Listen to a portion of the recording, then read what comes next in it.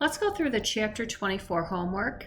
So this first problem here is computing the payback period with unequal cash flows. And you can look on page 935 in Chapter 24, Exhibit 24.5, and follow that example. Problem 2 is doing net present value with unequal cash flows. That's on page 939. You're going to want to take a look at Exhibit 24.1. So you'll enter the cash flows that you have been given, and then you're going to need to get the present value. And so since it's uneven cash flows, that's when you're going to be looking at the present value of $1 table, right? And you'll know that you're on the present value of $1 table when all the amounts are less than 1, right? And that's when we're dealing with just a single amount we're going to get in the future. Okay.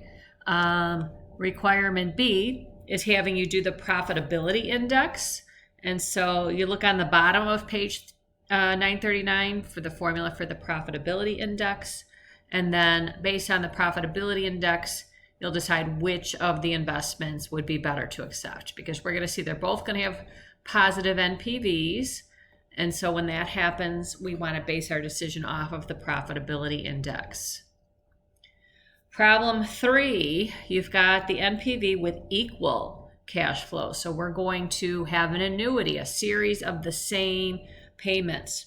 However, you're given the income statement, and we're given the income, and we know when we're talking about NPV, we need the cash flows. So if you look on page 934, Exhibit 24.3, it gives you the example of the cash flows. Reconciling the cash flow to the net income. And we know the difference is depreciation, because depreciation is a non-cash expense. It doesn't represent a payment of cash. So when we're trying to get our cash flow, we're going to add our depreciation back to our income. And so that's how we're going to get our annual net cash flow, is the income plus the depreciation. Okay. And then you'll use the PVA table since we have an annuity. And you'll know you're on the PVA table because after the first year, all of the amounts are higher than 1, right? 1 point, 2 point, etc. Okay. And then you'll subtract your initial investment, right? And that's how we get to our NPV. Then requirement B, should we accept the investment, right? And if it has a positive NPV, the answer is yes. If it's negative, the answer is no. Problem 4, this is where they show you, and maybe it would have been clearer if we had done problem 4 before problem 3, but you should cover the whole chapter before you get to the homework.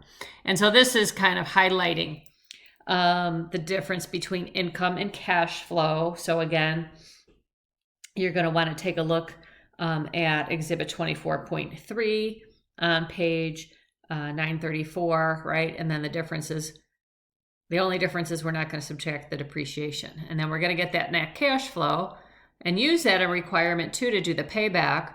Now, I didn't get the drop-down boxes on this one, so you're going to have to go ahead and if you start typing in, right, and then you can get, your formula, right, since you don't have the drop-down boxes, right?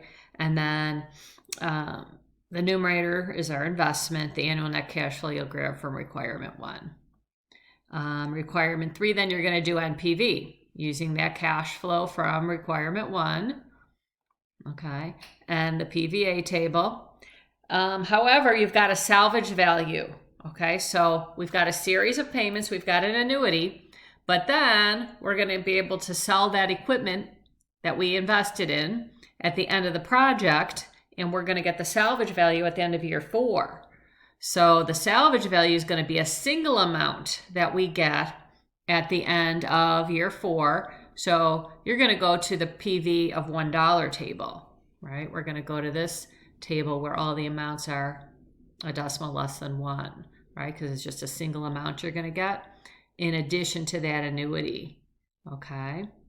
And then the tricky thing that I know who watches my video and who doesn't is because people will be questioning me, you're going to put in the investment, okay? And it's going to get marked wrong unless you do it with a minus sign. I don't know why. None of the other ones require you to do that, but you got to enter the investment as a minus sign or it will be marked wrong. Okay. And then our last problem is the IRR. IRR is discussed on page 940 to 941. It's pretty straightforward. It's basically just the payback period, right? Initial investment divided by the annual cash flow.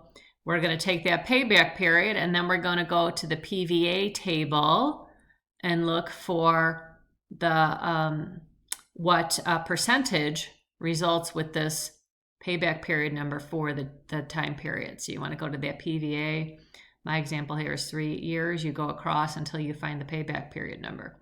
Pretty simple and is a pretty quick and easy way to get that IRR. Of course, if we want the exact one, we got to use Excel, but this kind of is a quick way to get that IRR.